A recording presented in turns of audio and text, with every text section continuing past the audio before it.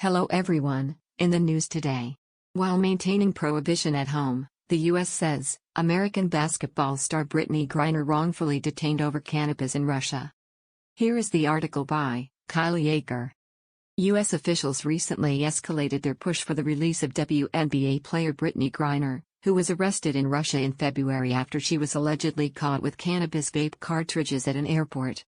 But while the State Department has now formally designated Griner's case as wrongful detention, the Russian charge itself is still consistent with the U.S.'s federal laws prohibiting marijuana, an offense that could similarly result in a conviction and incarceration in the American athlete's home country. The department didn't necessarily say that they escalated the designation because they believe a person shouldn't be incarcerated over cannabis, but the new wrongfully detained classification means that the U.S. is taking the position that the legal proceeding is unjust and officials will be stepping up negotiations for her release. There will be no change, of course, to the fact that we are going to do everything we can to provide appropriate support to Ms. Griner, to her family, State Department spokesperson Ned Price said at a briefing last week. There's only so much I can say about the process for determining whether an American is wrongfully detained. It is a deliberative process. Price pointed to 11 criteria that officials take into account when determining whether a given case amounts to a wrongful detention.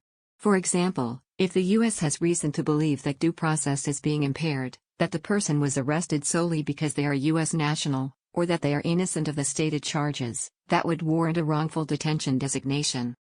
In this case, the new designation could simply mean that U.S. officials believe Griner did not actually possess cannabis vape cartridges and is being framed for the offense.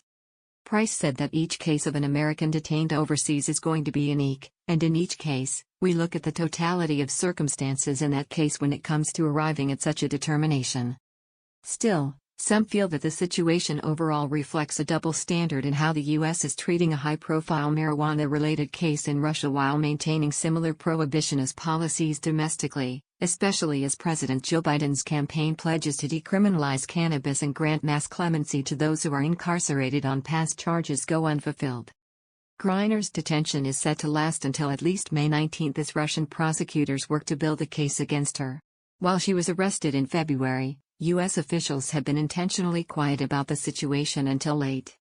Now that the case has been redesignated, as ESPN first reported, that empowers the U.S. and supporters to be more vocal in their demands for Griner's release.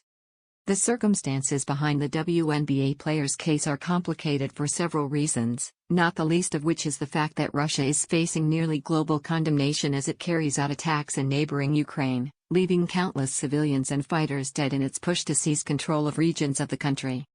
But with increased awareness of the basketball star's cannabis detention has come increased condemnation from key officials, lawmakers, and advocates.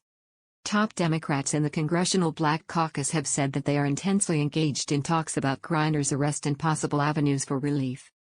Griner allegedly broke Russian law because marijuana is illegal in Russia, and the country has taken a particularly strong stance against reforming cannabis policy at the international level through the United Nations.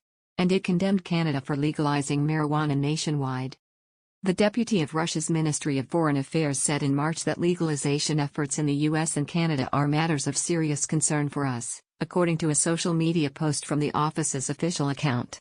It is worrisome that the several member states of the European Union is considering violating their drug control obligations.